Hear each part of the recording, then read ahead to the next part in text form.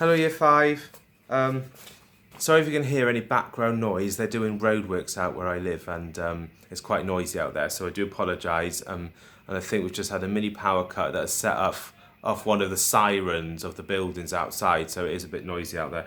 Okay, so this is lesson 3. And we're still working on the skill. Models from my reading are used or integrated into my writing. Okay, so reread the chapter again that you've chosen, the previous 2 lessons. Make notes of why it's enjoyable to read as you're reading it. You should be better at that now because you should have identified successful features in that story yesterday's lesson. So adjectives, adverbs, any language features that make it exciting, you should have identified those already in yesterday's lesson. There are some questions on this sheet for you to answer, so make sure that you answer those questions, okay?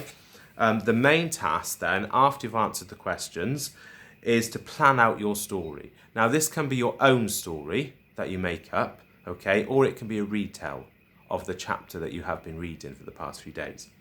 Okay, your story though will need a beginning, a build-up, a problem, a resolution and an ending. Okay, and make sure that you plan into your story that you're going to be using the examples of successful language that you have found in the book, in the chapter in the book you've been reading, that you steal those ideas, that you take that vocabulary, those successful adjectives, adverbs, verbs and other nouns that you've discovered through reading this chapter, and you've stolen them, you've written them down on a piece of paper, and you're going to plan to bring those into your own story.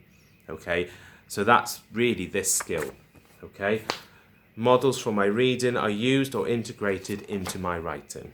Okay, see you next lesson.